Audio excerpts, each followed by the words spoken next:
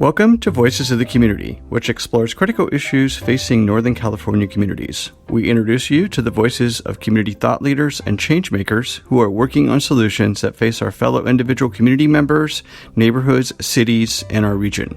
This is George Koster, your host. This episode is part of our series exploring COVID-19's impact on nonprofits and small businesses in the San Francisco Bay Area.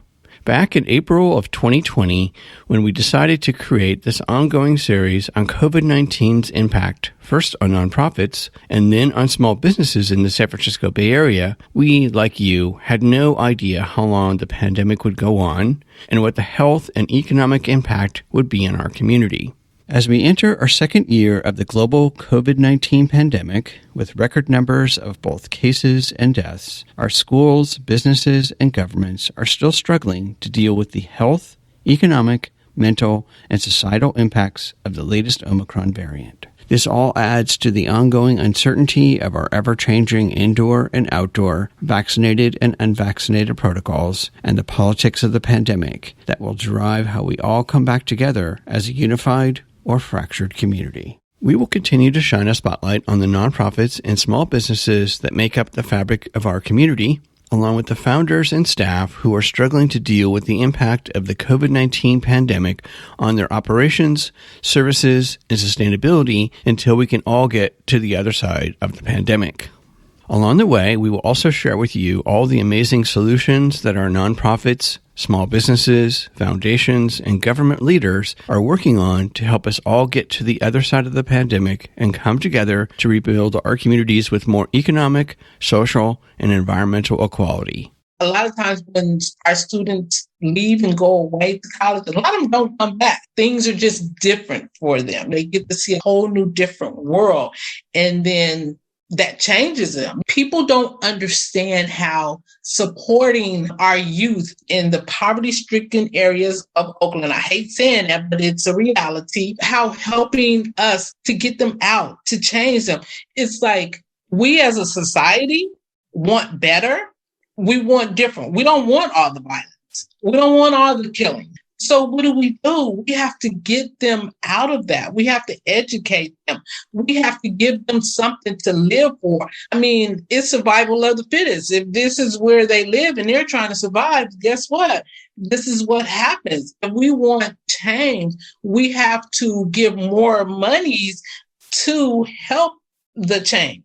We try to do all we can, but we can only do so much with the funds that we get. In this episode, we feature the voices of the Oralee Brown Foundation. To provide context to our panel discussion with the Executive Director, Phyllis Opara, and Board of Directors member Philip Palmer, along with program alumni Rotha So and Albert Jenkins, we wanted to feature the voice of the founder, Oralee Brown. Ms. Brown's promise to Oakland's most at-risk youth, if they stayed in school and got admitted to college, she would pay for their college education, as well as providing wraparound support services, has changed the lives of hundreds of children over the Oralee Brown Foundation's 30-plus years of operation. When I was around 9 years old, we lived in Mississippi on a farm. And back then, there was something called bordering and barring and all of these things. And Miss Bessie May, there was 12 of us. I had 12 siblings. And most of the families back then had big families. And Sis, one of Miss Bessie May's daughter, came down to our house. And she said, Miss Nanzana, my mama said, would you give her a piece of meat to cook some greens? I looked at my mother. She got up. And she went to the stove, and this big pot was on the stove with some big pot of peas my mother was cooking. She takes the pot off the stove, take the salt pork meat out of the pot, cut it in half, put a piece back in the pot, and send this other half to Miss Bessie May. It would have been easy for her to say, tell your mother I don't have any more, because she didn't.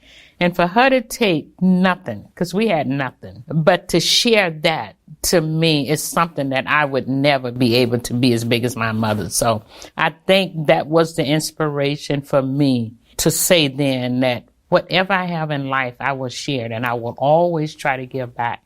Sometimes be careful what you ask. I would sit in the cotton field and stand up in the cotton field day after day and promise God, get me out of Mississippi. I'll do whatever you have me to do. And I guess I was blessed. At the age of 12, my mother sent me to live with my sister.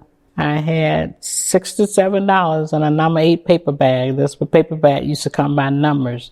And that's what I left Mississippi with. But standing in that cotton field day after day, I would just look up and promise God, get me out and I'll do whatever, Lord, you ask me to do. Again, be careful what you promise. And he commissioned me one day to take on this class. And at the time, I was making $45,000 a year in 1987 when I adopted the class at Brookfield Elementary School.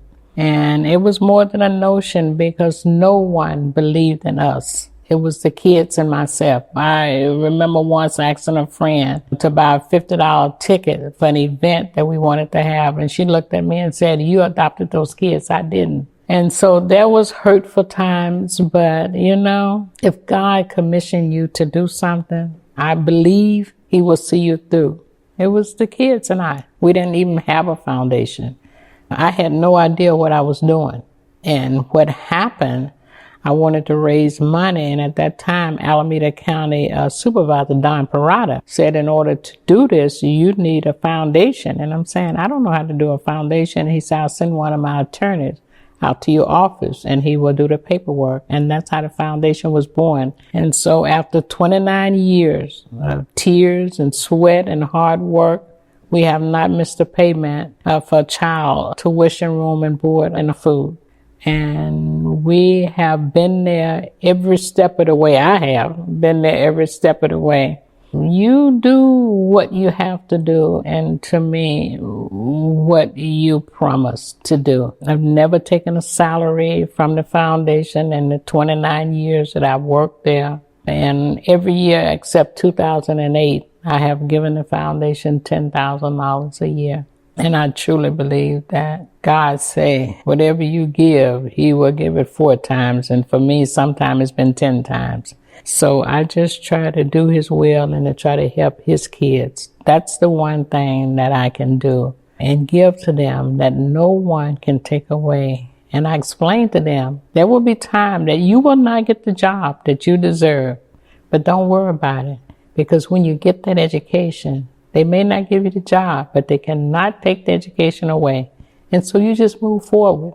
I'm joined remotely by the Executive Director of the Oral Lee Brown Foundation, Phyllis Wapara, and Board of Director member Philip Palmer, along with program alumni Rotha So and Albert Jenkins. Welcome to Voices of the Community, Phyllis, Roth, Albert, and Philip.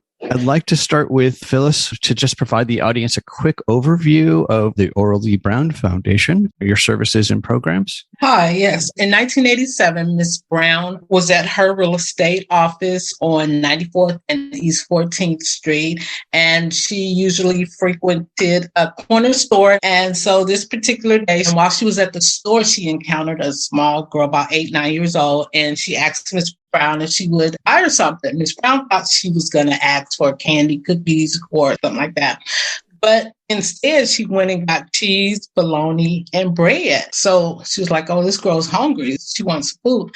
So she told her, get anything you want and I'll pay for it. So the girl got what she wanted and she left. And so Ms. Brown went home and she said it was weighing on her so much that she went looking for the little girl because she kept thinking she must be hungry. She was asking the little girl, why aren't you in school? And she was saying, I can't go.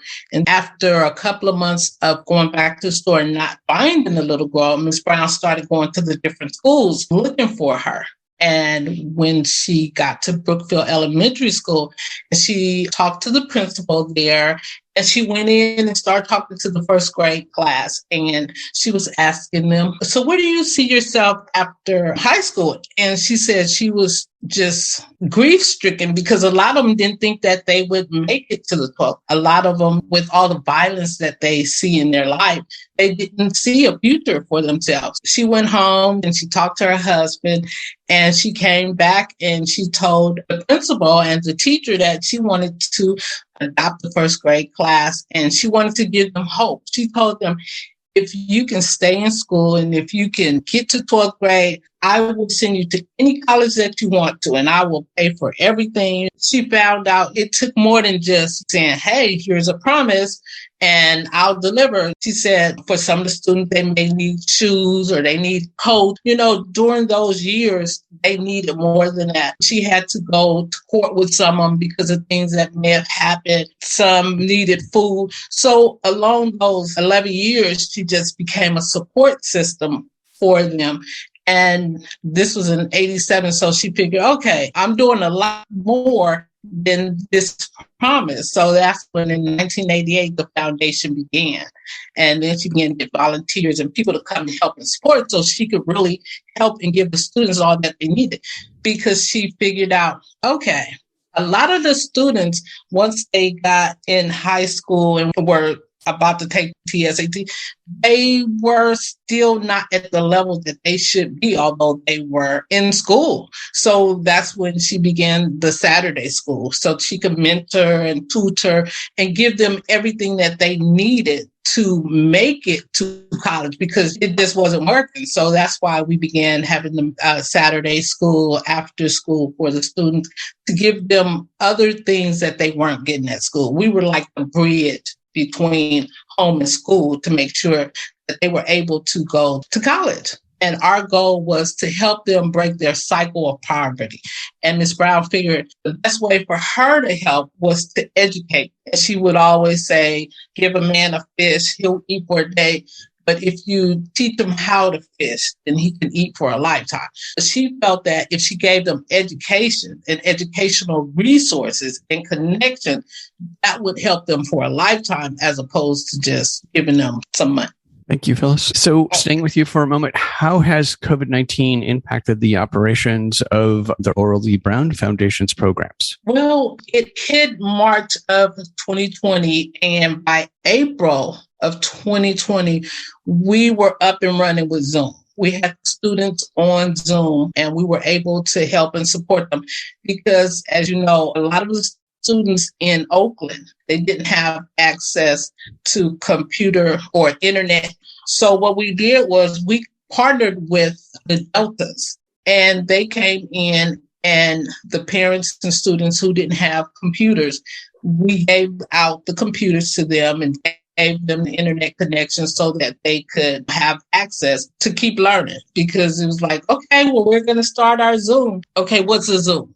Well, we don't know how to do the computer. How do we connect it? So it was a lot going on there, but we were able to get everybody up, get them connected. But it's been a challenge. Everybody don't learn by Zoom. You tell them to go in there and get online, and they're in their sleep, or they're falling asleep, or it's just not something they need to be hands-on. So it was just like, okay, what do we do now? Okay, we're going to do some exercise. Go get some stuff. Let's just move, do some with our hands. It was challenging, but it was fun. Let me just put it that way. It was challenging, but fun. Yeah.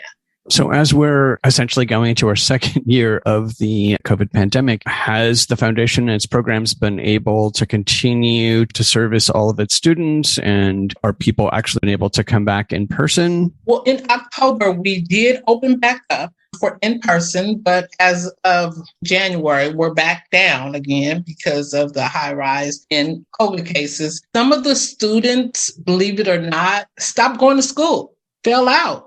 So it's been us trying to get them back in school, back connected to school, because when the students came back in October, the challenge we found was it's been almost 2 years. So just say that this student left the second half of kindergarten, but now when they come back, the kid is in second grade. Now they went ahead and put this child in second grade, but now this child who should be trying to read, who should know his ABCs, 1, 2, 3s, and who should know his colors, don't have a clue.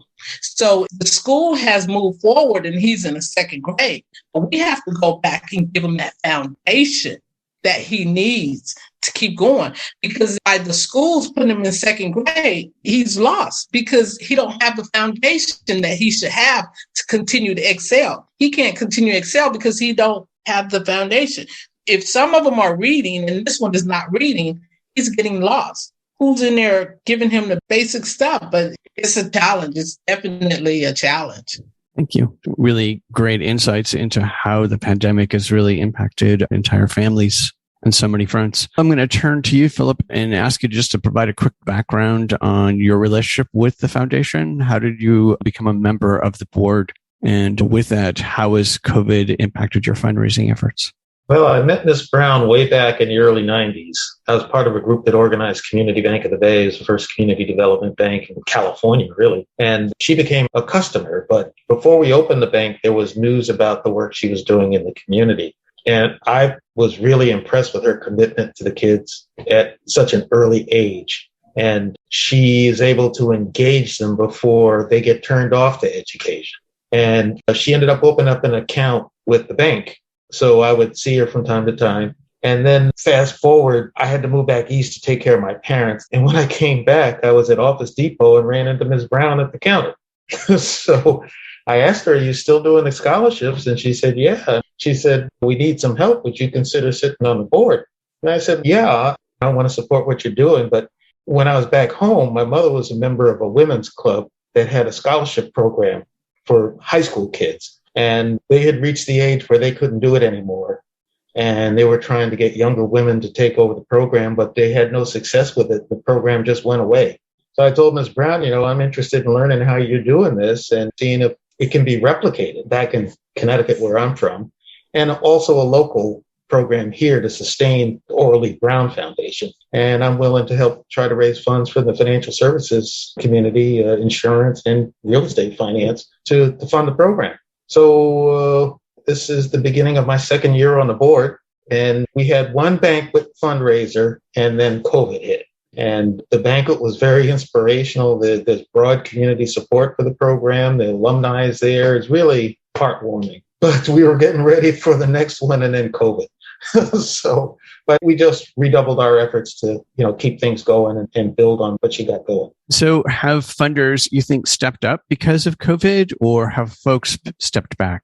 Well, I think some of the folks from the tech community could step forward a bit more. Things are going well for them. We could use their support. I don't know if they don't know about us, but if anybody's listening, you can easily find us at the website. And Ms. Brown has a goal of trying to create a boarding school. And if we could create some corporate partnerships to draw in the financial support at that level, that could become a reality. And it would be huge for the kids of East Oakland. And we'd also like to expand geographically. So I'm all in on that. And I'm going to keep knocking on doors. Thank you, Philip. We're going to come back to that question about fundraising. I want to turn to our two alumni members and start with you, Ratha. Could you share with the audience how you first got engaged in the Orly Foundation's programs? Yeah, so I actually was recruited in the Orly Brown Foundation when I was a sophomore in high school.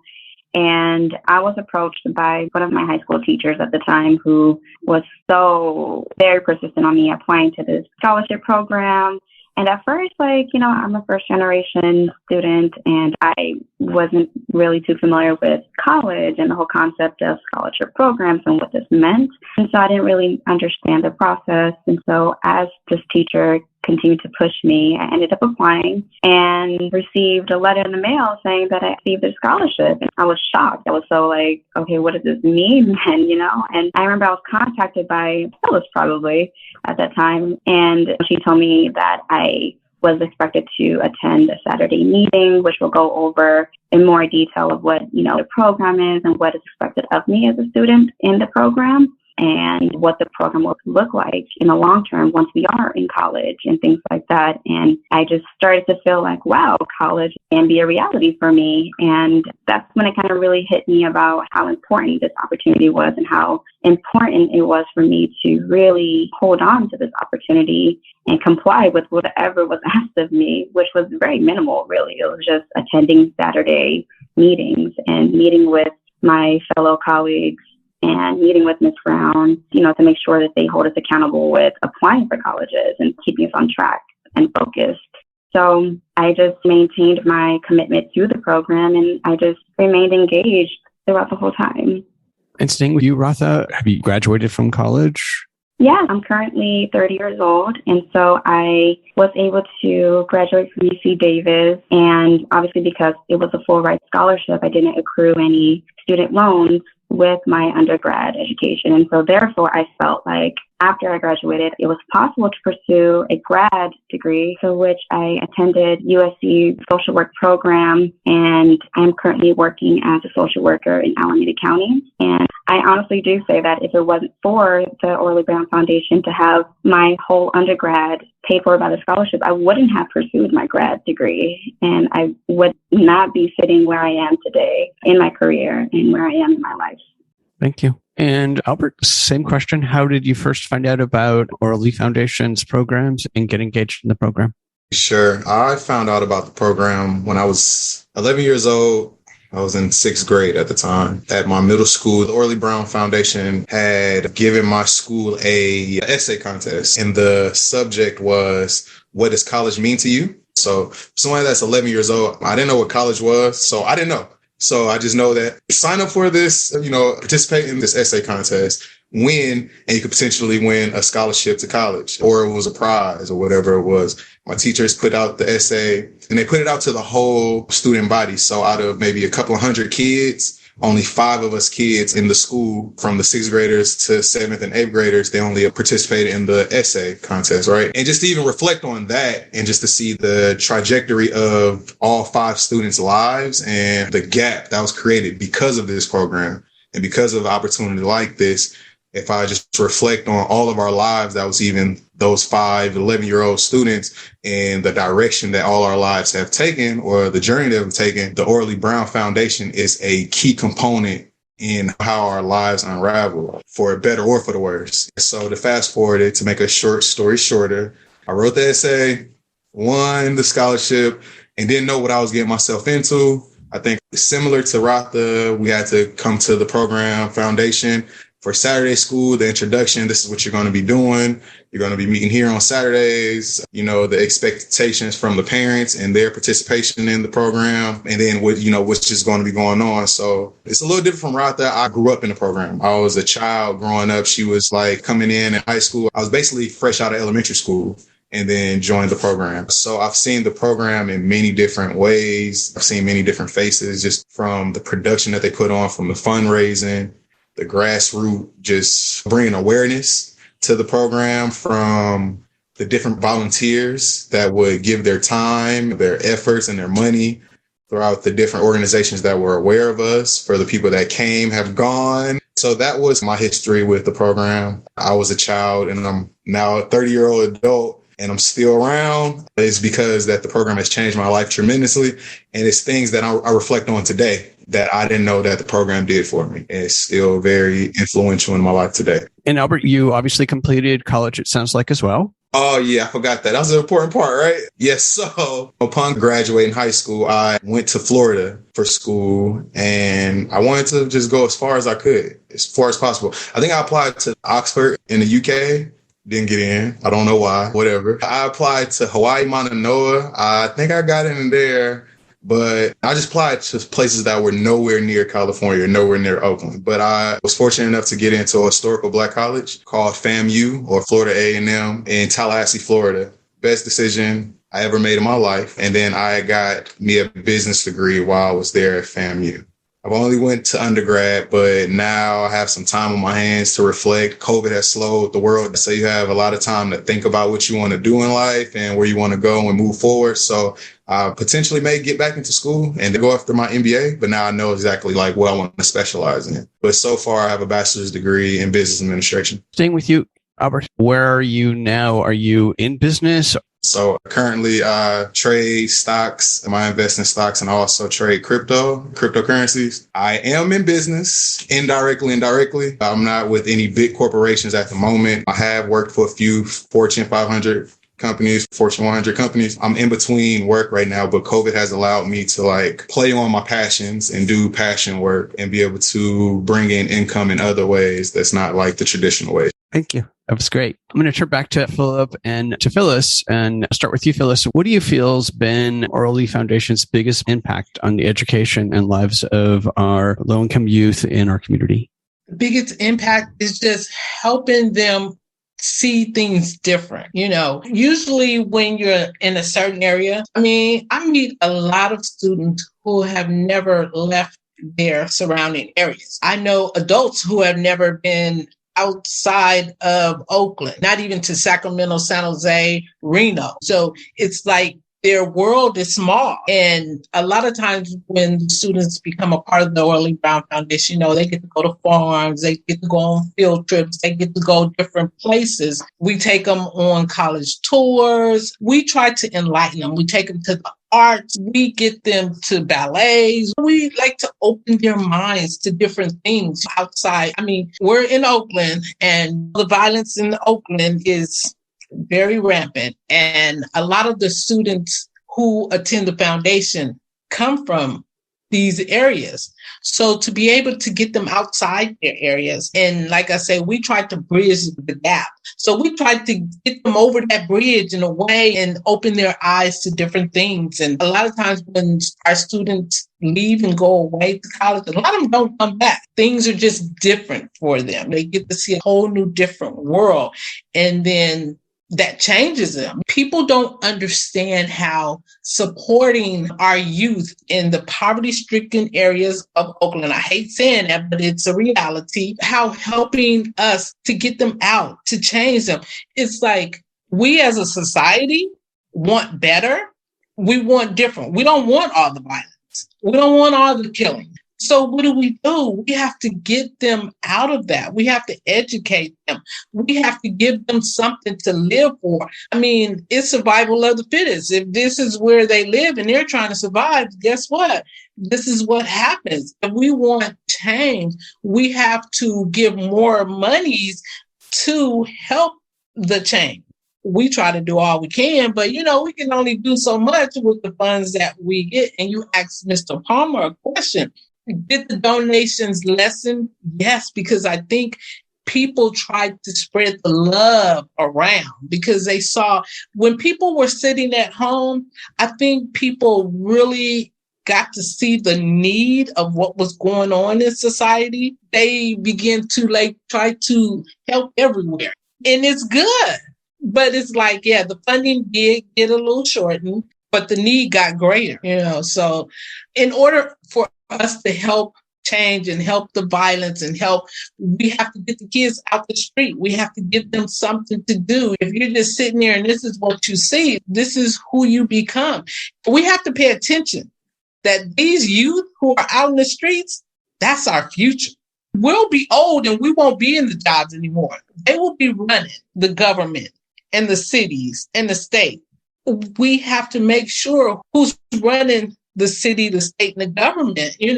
It's going to be some Black and brown students. So we have to make sure those Black and brown students who are out there, who's going to be there serving us, we have to make sure they're educated. We have to make sure that they can do it for us. I mean, do you want the violent people to run us? Can you imagine what it's going to be like if that is our future? We have to change it. We have to do more, and we have to give more. I hate to say it, but we definitely need more donations to get more students out of the streets and into the classrooms. And, people say, why the kids are not going to school? They're trying to survive. They're trying to eat. And when COVID hit, kids who were being abused, kids who didn't have stuff, or just say your parents on drugs, but hey, they're giving more money, but are the kids getting the food?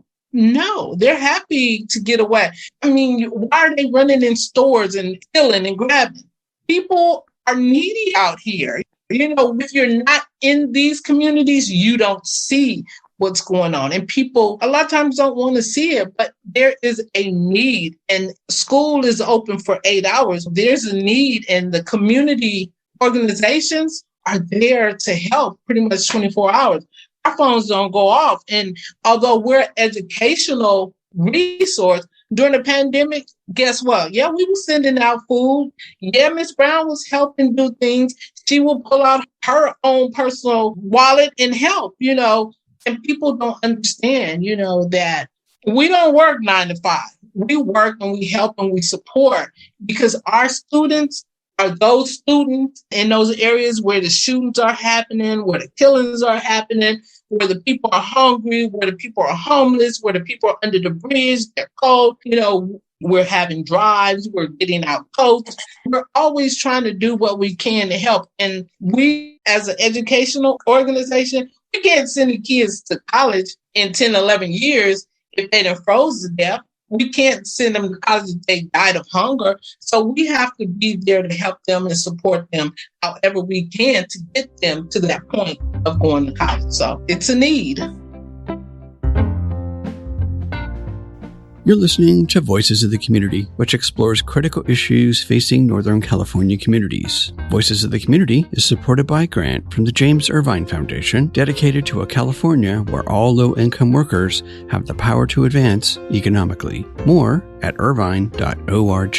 This is George Coster, your host, and if you're just joining us, in this episode, we're discussing how the COVID-19 pandemic is impacting the services and support of the Oral Lee Brown Foundation, which provides education and wraparound support services to Oakland's most at-risk youth. Let's get back to our conversation with Executive Director Phyllis Opara and Board of Directors member Philip Palmer, along with program alumni Rotha So and Albert Jenkins, about the impact of getting an education has on low-income youth's lives. Piggyback off of what Phyllis had said, exposure. The program allows us, the children, to be exposed to a different walk of life, a different set of whatever. It just exposes us to something else because our environment is what our environment is. We're equipped to operate in this environment. Our mindset, everything we see, our lenses is just all of this environment, how to survive and to go home and make sure I'm alive in this environment. But the Oral Lee Brown Foundation exposed me to different, just whatever it could be different. I didn't know what etiquette was. My first time going to etiquette class and knowing where the forks and the spoons and the cups should go, it was because of Oral Lee Brown Foundation, because they understood that these kids don't see this. Let's put them in a class to do it. And then I just reflected on all the scenarios and all the things that have just screamed exposure, and the Oral Lee Foundation has set that foundation for us. From etiquette class, for me traveling, me going to Florida, I wanted to get away. I wanted to get as far away from Oakland as possible, and the Oral Lee Brown Foundation allowed me to do so. But when by getting away and getting on that island, getting by myself and understanding what I really like and what I really want to do in life and being influenced by all this other positivity because of the Oral Lee Brown Foundation, now I come back to my city and now I see the beauty in my city. Now I see the hidden gems and the diamonds, and I see all the other gold that's been covered over by the filth and the violence and the hate and the drama and the hurt and the pain. Now I can see the beauty in it. I see why even Ms. Brown can see beauty in us and wanted to be able to let us know, hey, you're actually some jewels. You're actually gold. You're actually a scientist. You're actually the next president. You're actually, but if it wasn't for her ideas and her insight and her vision on what she saw when she was around, none of this would happen. I wouldn't even see, I wouldn't understand. I wouldn't think this way. I wouldn't look at things this way. Rotha probably wouldn't be on this Zoom call right now, but what Phyllis just said is very true. And now that the pandemic is here, the world has changed. Things have changed. The way to get education has changed. And it's not just a scholarship program. It's just not school. Because my dad passed away when I was 16. Ms. Brown saying, hey, let's go out for lunch and let's just talk and love on each other. That was way bigger than just throwing money at me for school. Without that time of lunch being had, I probably wouldn't even cared about going to school. Or high school when two friends of mine in the program, their parents didn't have money for them to go to their senior prom. And, things like that.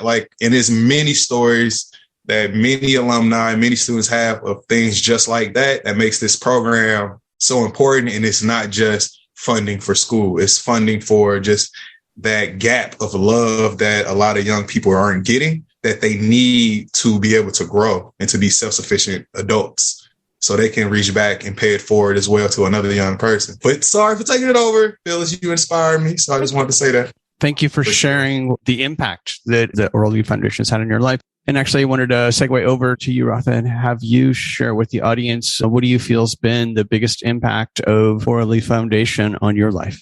Yeah, obviously there's so many different memories, like just the college tours that we went on in SoCal and, attending the banquets to see all of our sponsors. Those things were great, but like how Albert kind of mentioned too, it's those small moments that really made a big impact on me. Just like when, for example, like Mama Brown attended my graduation, like She drove all the way up to Davis and was just there. And I feel like her presence just made me feel like I was important to her and I meant something to her. And that was so valuable. Like, I really held on to that moment and I really appreciated her effort to just make sure that she saw me across the stage and she saw it through with me. And, you know, it just made me feel like graduation is important, and not for the sake of just getting your degree, but it's a very big step in growing as a person and evolving into the person that I want to become. And so that small little gesture of just her being present at my graduation was so big for me, because there were some family members that weren't even there for me. And so for her to come, just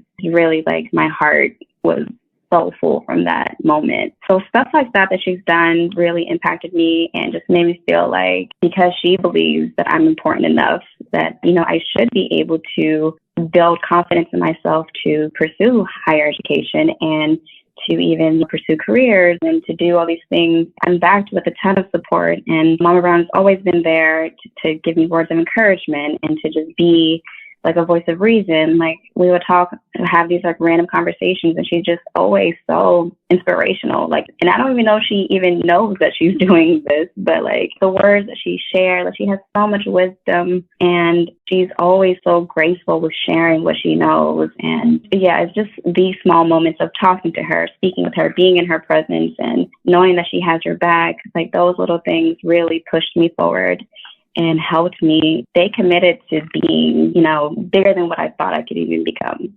Thank you. And turning to you, Philip, what do you feel has been Orly Brown Foundation's biggest impact in our community? Well, Ms. Brown has helped, I think it's 235 students get college degrees. And this is just what she's put together herself. And I think it demonstrates with a modest investment how we can help Oakland youth become the best versions of themselves. You know, when I moved to Oakland, they had just gone through this whole process of bringing the Raiders back. They spent millions and millions and millions of dollars on the Raiders. If they had put that money in the schools, just think of how the youth would have benefited. You know, now the Raiders have off to Vegas. But the other thing the foundation has done is it's inspired others to try to make a contribution as well. I know Mayor Schaaf created the Oakland Promise program, which is essentially another version of what the Orly Brown Foundation does. So if you have more people contributing to the effort to invest in Oakland youth, I think it's all the best. And we just need to bring the business community in with stronger support. And, you know, we will stop wasting so much talent in this town. It's time to really help them become the best versions of themselves, and they'll help the city become a better place too. So I think that's one thing Ms. Brown has done, is break the log jam and get that process moving. And Philip, staying with you and on that same point, folks who are listening to the show today, how can they support the Orly Foundation's work? And for all of those corporations or tech folks out there, how can folks participate? Well, our website is available 24/7, and they call the office and make a commitment to contribute to the program. We can be innovative and find ways to come up with matches for the contributions, but the wealth in this region is so huge that there's really no excuse for a digital divide to still exist. And they can do something about that directly by contributing to the Orly Brown Foundation. And take the initiative and reach out to us if we haven't reached out to you first. So we're ready to talk at any time. Thank you. And Phyllis, the same question for you. How can audience members support your work today or programs? You mentioned a lot of different services. For example, obviously there's food, there's clothing, there's the educational scholarship programs, but can folks also volunteer? How can folks support the work? Yes, they can support us by volunteering. They can support us with monetary donations. They can support us when we have our banquets. We normally have a black and white tea each year. We usually have a banquet each year. And because of COVID, we started having a cocktails and conversation version. And we usually do that, I believe that was September of each year. We have the walkathon where we partner with the Oakland Board of Realtors.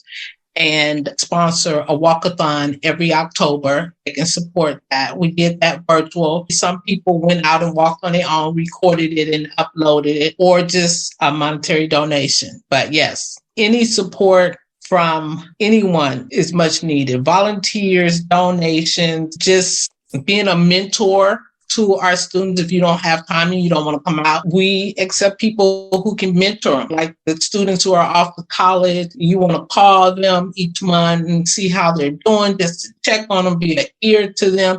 If you want to be a mentor to our students who are in middle, elementary, and high school, we have openings for mentors as well. We have tutors, any retired teachers who want to come out, because like I say, we used to have the group tutoring on Saturday, but because the need is so great with the individual person, they're at different levels of what they need. It's like they need individual attention. So for tutors, mentors, retired teachers who want to give back, we would really love them. So we're just open. We're open book. Come join us and help us out. Me and Rotha want to answer that question as well on how people could help. For one, you guys who all that is listening can call in to the foundation. The phone number is 510-430-3041, 510-430-3041. That's the quickest way to participate and offer your help, whatever it may be, whether it's funding dollars, scholarship dollars, initiative dollars. If you are a company that specializes in electronics or anything that has to do with the internet, laptops for the students, computers, more so than backpacks, but we're in the future now. So everything is electronic. Everything is backed by a computer or a laptop or a tablet or iPad. So those things can go a long way. Our children need to be updated technologically. So they need up-to-date technology, not just the dollars. If you are a professional in whatever field you're in, whether it's banking, agriculture, it could be in the medicine field, STEM programs, whatever. If your company is offering any kind of internship programs or roles, these students need exposure. They need real life experience on how to operate in the world once they get out of school. So if you have any kind of internship opportunities, if they can shadow you, come to work with you, get on Zoom calls, some kind of mentoring program, something that really will expose them and show them and open them up to what the real world is like, that will be helpful. If you want to donate on the website and go through the website, let me get the website for you guys. It is ORAL Lee, L-E-E, brownfoundation.org. So oralleebrownfoundation.org.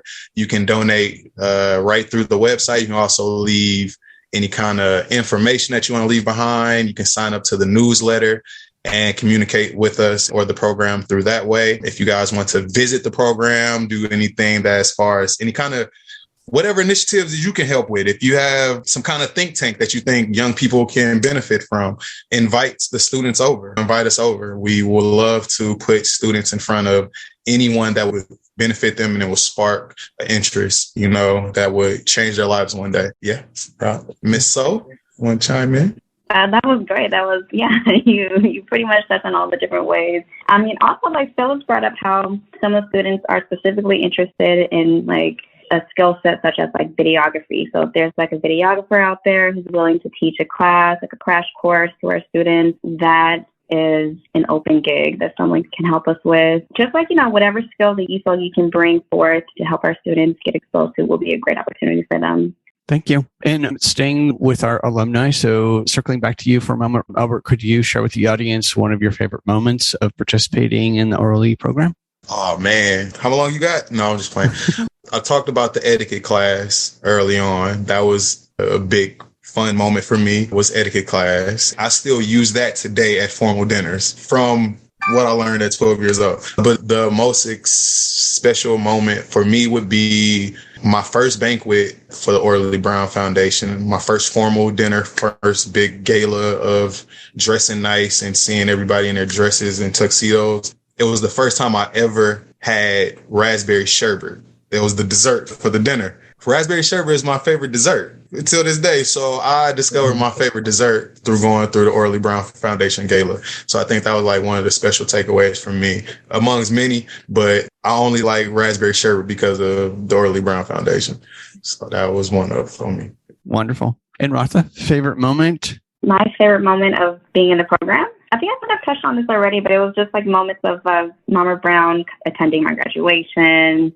That was definitely a very special time. And when she took us on a college tour, and that was such a fun and such a good time to just get exposed to different colleges that weren't, just in the East Bay. And so it really expanded my idea to attend a different college in SoCal if I wanted, and that opportunity would be just fine, and I can do that. And so the college tour was like, we traveled down to, I think it was like at least 3 different schools in SoCal, and I really considered going down to SoCal because of the tour, but it wasn't until I got accepted into Davis that I was like, it was close to family, so that was just why I made that decision. But yeah, it really just opened my eyes to different opportunities in SoCal too.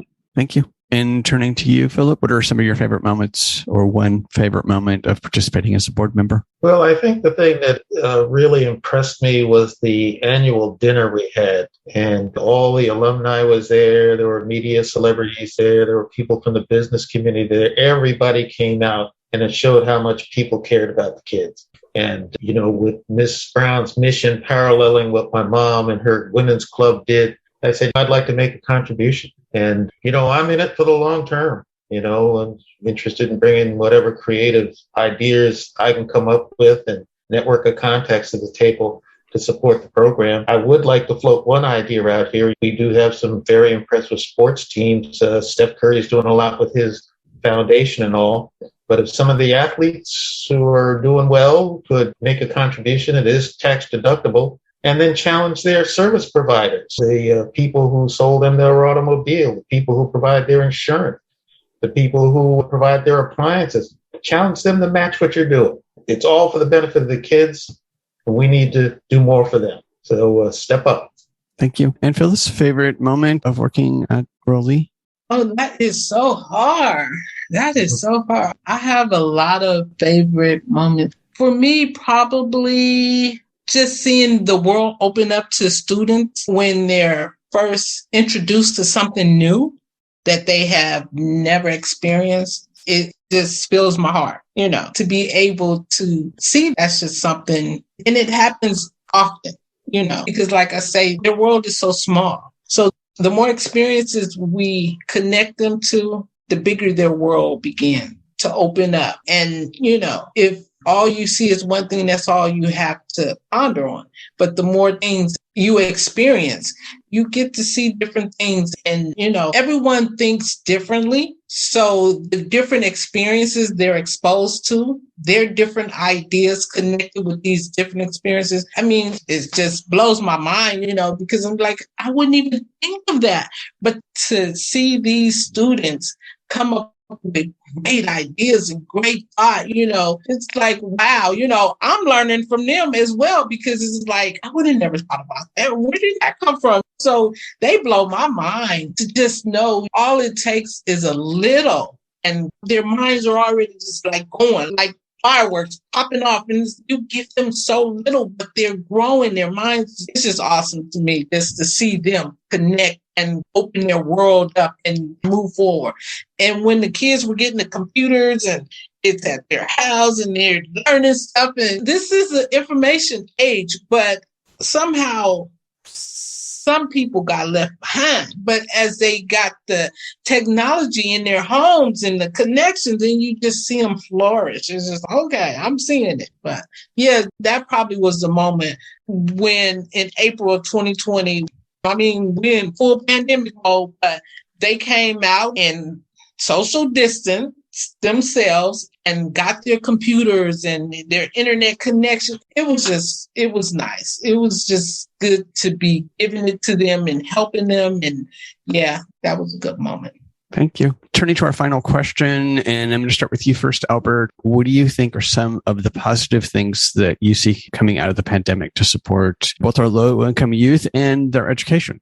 I think the positive coming out of the pandemic to support our low-income youth is identification of what areas that actually need help when it comes to education. It's screaming that it's not a one-size-fit-all type of thing, that different individuals need different things, and that it's very important that we put whatever resource that's needed in front of these young people. And I think that the pandemic has showed that, because you can give them the laptop, but, you know, essentially this is the first time they ever had a computer at home now. So like, how do we operate this? Like, how do we optimize this tool that we just gave them? How do we teach them how to maneuver with electronics and matriculate through this virtual world now? So it's just not being very transparent and honest on what the needs are. And where we lacking is teaching these children, and where we need to meet them in the middle, and what they're lacking because of our lack of due diligence on teaching them the proper ways. And the fact that sometimes the old school system or old way of doing things is just very outdated and it just won't work. And we need to find a better way of doing things. And like Phyllis said, once you give them a little, you know, they'll take it from there and they will create things that you can't imagine. But we have to put it in front of them first. We have to expose them to what they need to be exposed to. And I think that the pandemic has showed that certain things is just not going to work. It never did work, and it won't work, and it's not going to work, and we need to throw it out. But we still need to replace it with good things, good resources, good habits, good people, good education, good methods, good ways of thinking, good mindsets. You know, just I think that's the positive that the pandemic has created. Thank you. And Phyllis, same question. What do you feel are some of the good things that could come out of the pandemic to support your work? I'm going to say some of the things that came out of the pandemic for me was that the world slowed down. It seemed like everybody was in a rat race before. People had good ideas, good intentions, but things never got done. The world slowed down, and we were able to put our thoughts into action. You know, you may have wanted to volunteer somewhere, but guess what? You never had the time. You may have wanted to go visit someone, but you didn't have the time. But then when everything was shut down, I think when you can't do what you want to do, then that makes you want it even better. And I think the world was able to shut down. I mean, we couldn't even fathom a world being shut down. We can't go here. We can't go there. We can't do what we want. And I think when the world slowed down, for me, what I got out of it personally was a closer and intimate walk with God. And I don't know if people, but this is for me, a closer and intimate walk with God. It made me get closer and enjoy my family on a much deeper level. It showed us that tomorrow's not promised to us.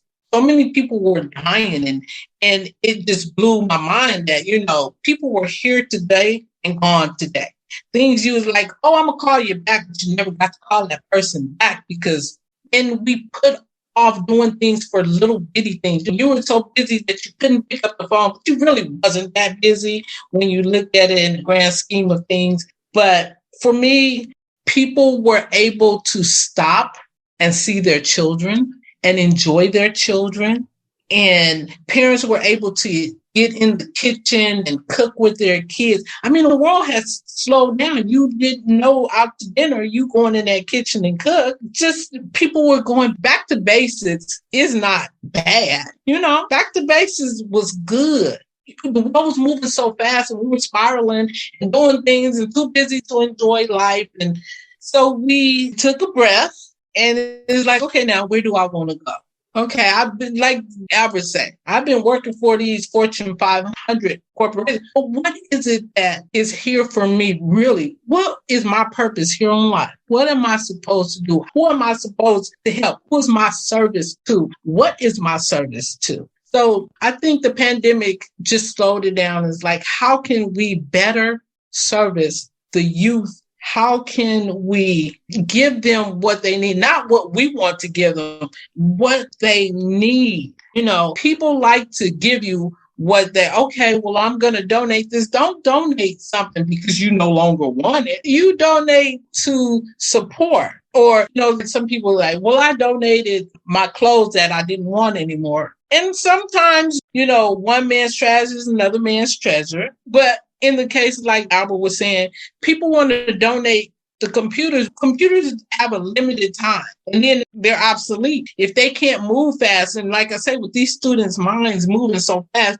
they need technology that moves just as fast as them. So, you know, just getting back to basics and moving forward with the thought of service to others as opposed to ourselves. How do we help? How do we give back? these people we servicing and giving to, what they say, the people you meet going up, you might meet coming down. So let's support, let's help, because those same people might be the same people who are going to be our nurses and our doctors down the road. So, yeah. Thank you. And Philip, what do you feel are some of the positive things that come out of the pandemic to support our youth and the Oral Leaf Foundation's work?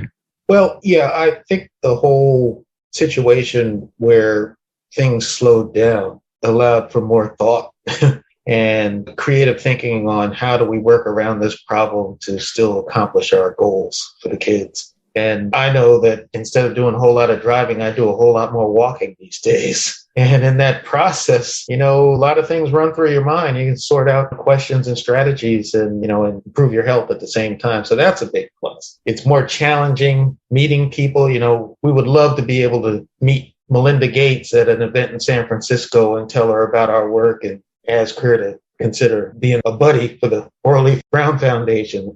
Or Mr. Bezos' former wife. They're very resourceful people. They're looking for good things to do. We can put that money to work for you locally. So it's the adversity drives thinking on creative solutions to the barriers. And I think that's the best thing that's happened so far. Great. I want to thank Phyllis and Philip for sharing the Oral Lee Brown Foundation programs and services work today. I also want to thank Ratha and Albert for sharing their experience with participating in the Oral Lee Brown Foundation programs, as well as how the programs have impacted their education and lives. We'll make sure that listeners have your contact information, your website, and social media so that students can apply for Oral Lee Brown Foundation programs to get engaged in the work and to help our low-income youth to continue their education and participate in college. Please stay safe and healthy as we all work our way through this pseudo-new normal. That's it for this 1 hour special show focused on education and the importance of one person's vision to help youth go to college and how this help in turn changes their lives. You've been listening to the voices of Executive Director Phyllis O'Hara and Board of Directors member Philip Palmer, along with program alumni Ratha So and Albert Jenkins. To make a donation, volunteer, and support the work of the Oral Lee Brown Foundation, please go to oralleebrownfoundation.org. We want to thank Alameda County for the usage of the audio portion of their interview with Oral Lee Brown on education, and a special thanks to Reverend R.L. McKnight, along with producers Edmund Broussard and Miss M for the usage of their audio portion of their wonderful interview with Oral Lee Brown on their show, Giving Back to the Community. Go to YouTube and search for Edmund Broussard to watch all of his great interviews with community leaders in Oakland. We hope that you enjoyed the insights, points of view, and personal stories from the voices of changemakers and their nonprofits and small businesses featured in this series. To find out more and get engaged with the nonprofits, small businesses, and staff members featured in this series, please go to my website, georgecoster.com, and click on Voices of the Community to find links to the extended versions of these interviews and to listen to the entire series. After listening to these stories, we hope that you will consider making a donation and volunteering to provide a hand up to your fellow community members. Today's episode was made possible by the audio wizard and our associate producer, Eric Estrada, and the graphics magic of Casey Nance from Citron Studios, along with the wonderful crew at the San Francisco Public Press and KSFP. Voices of the Community is supported by a grant from the James Irvine Foundation, dedicated to a California where all low-income workers have the power to advance economically. More at irvine.org. Voices of the Community is a member of Intersection for the Arts, which allows us to offer you a tax deduction for your contributions. Please go to georgecoster.com and click on the donate link to make a donation to help us provide future shows just like this one. While you're on our website, you can enjoy our archived past shows, which feature community voices working on solutions to critical issues facing Northern California communities. And you can sign up for our newsletter to find out more about future shows, as well as shows and events from the organizations that are included in our episodes. Take us along on your next COVID walk by subscribing to Voices of the Community on Apple Podcast, Spotify, and Google Podcast, or wherever you get your podcast. You can follow us on Twitter at George Coster, and we'd love to hear from you with feedback and show ideas, so send us an email to george@georgecoster.com. I'm George Coster in San Francisco, and thank you for listening.